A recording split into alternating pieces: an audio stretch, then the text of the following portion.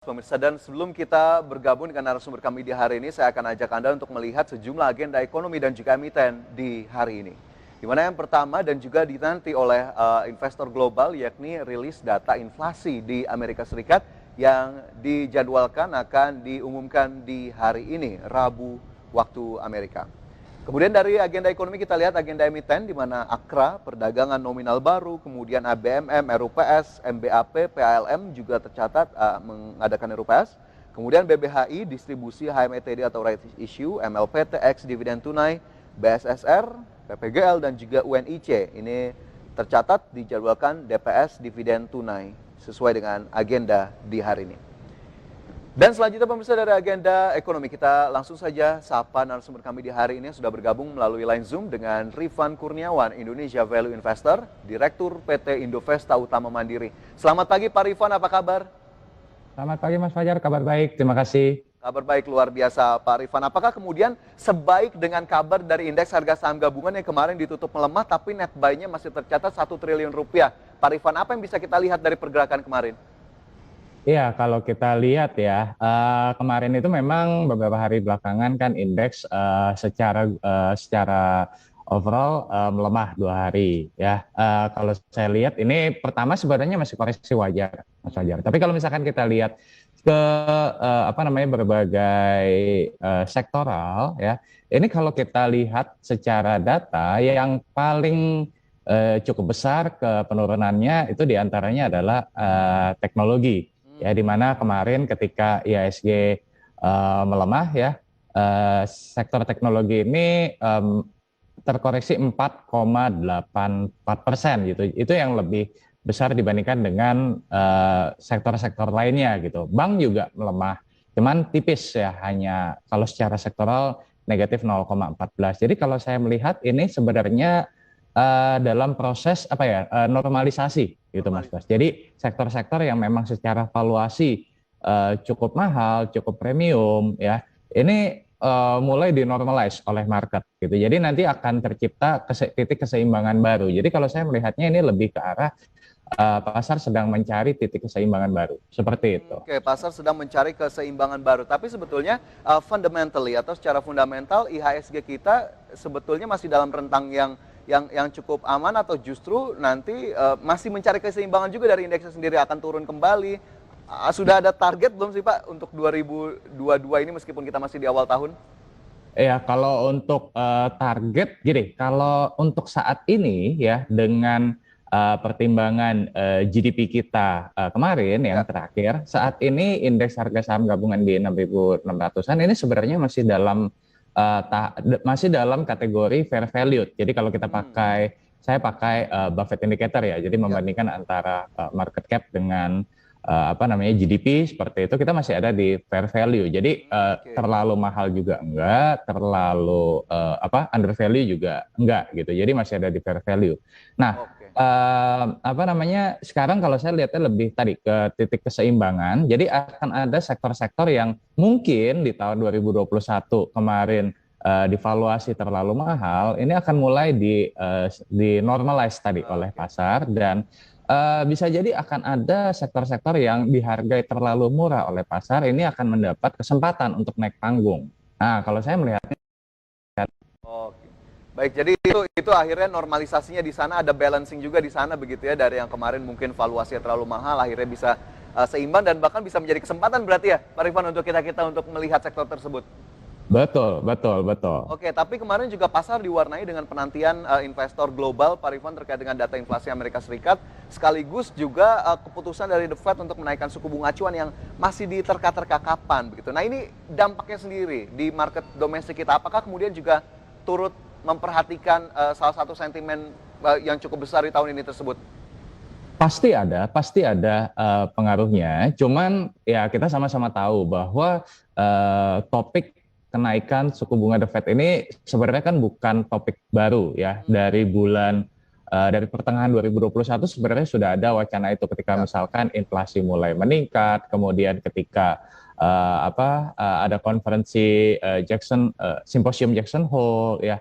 Itu kan di situ sebenarnya udah disampaikan ya oleh Jerome Powell maupun pejabat The Fed lainnya bahwa memang 2022 ini akan ada kenaikan suku bunga. Nah, yang saya mau emphasize atau yang saya mau tekankan di sini ini lebih ke arah bukan kenaikan suku bunganya yang dikhawatirkan, melainkan ketidakpastiannya, ya, uncertainty-nya gitu.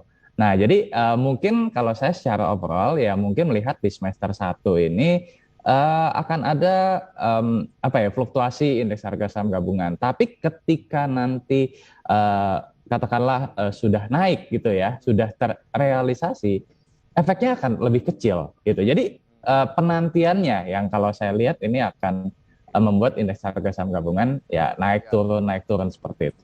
Berarti memang akhirnya ditunggu adalah kapannya, setelah kapan sebetulnya mungkin market akan bereaksi tidak terlalu signifikan begitu ya kita harapkan ya Pak Rifan ya. Betul. Tapi saya yakin kita secara fundamental ya kalau kita bicara data makro, domestik kita itu udah kuat ya, jauh lebih kuat dibandingkan dengan let's say tahun 2013 lalu ya. Jadi fluktuasinya juga menurut saya nggak akan terlalu signifikan seperti itu. Oke, baik. Jadi kita nantikan sama-sama bagaimana kemudian nanti The Fed melakukan langkah menaikkan suku bunga acuan berapa besar dan inflasinya juga berapa besar, kita tunggu di hari ini. Nah, berbicara soal sektor teknologi dan juga perbankan tadi yang Pak Rifan juga sudah singgung, ini dari salah satu emiten update kita tadi ada Alobank atau BBHI begitu yang kemarin sepertinya cukup menarik perhatian nih Pak Rifan. Apa sih sebetulnya yang bisa kita lihat dari Alobank ini setelah right issue kemarin?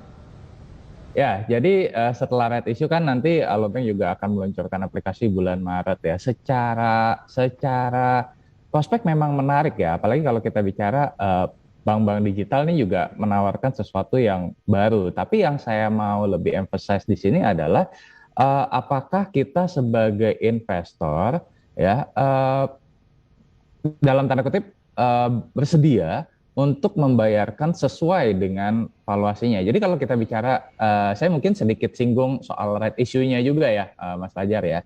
Kan kita tahu bahwa kemarin juga saya hitung harga teoritisnya itu di kurang lebih sekitar Rp5.675 per lembar setelah right issue ya.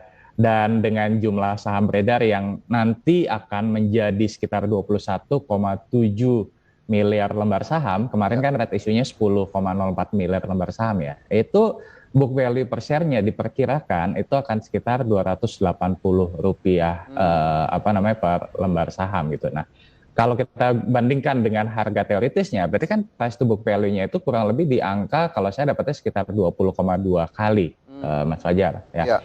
Secara valuasi kalau kita pakai relative valuation terhadap bank-bank digital lainnya ini sebenarnya ada di tengah-tengah. Jadi dia masih relatif lebih murah dibandingkan dengan BANK ya, yang sekarang mungkin di 27,9 atau dengan Bank Arto yang sekarang di 31,2 ya, tapi masih relatif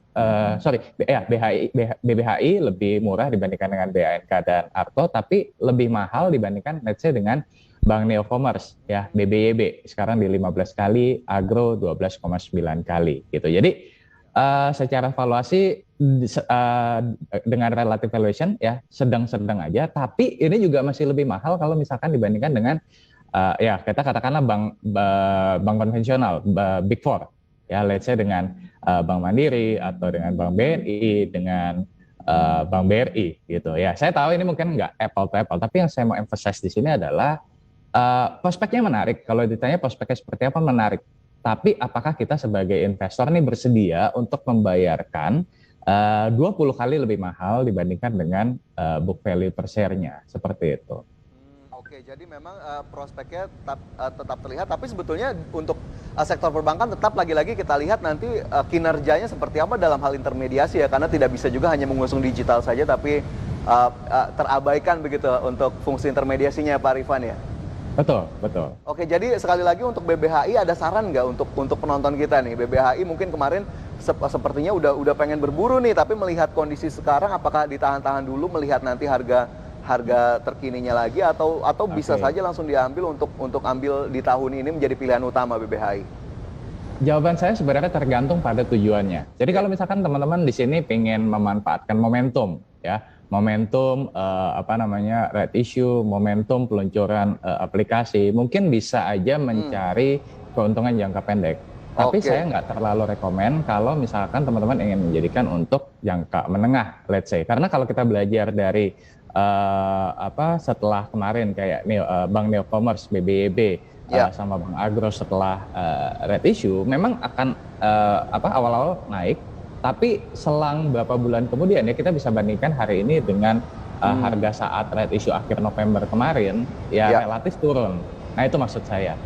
Oke, jadi dikembalikan lagi bagaimana kemudian tujuannya, tapi tadi Pak Rifan sudah di-share juga begitu ya, book value-nya atau rasio-rasio yang memang bisa kita perhatikan, salah satunya dari Alobank atau BBHI yang kita tahu beberapa investor strategis kemarin masuk melalui right issue. Baik, dari Alobank atau BBHI, Pak Rifan kita lihat terlebih dahulu saham pilihan, saya sudah dapat informasinya nih, tadi ada 4 saham pilihan, yang pertama ada INKP dengan rekomendasi buy, kemudian TBLA rekomendasi buy, Adaro rekomendasi hold, kemudian juga IPCC rekomendasi hold.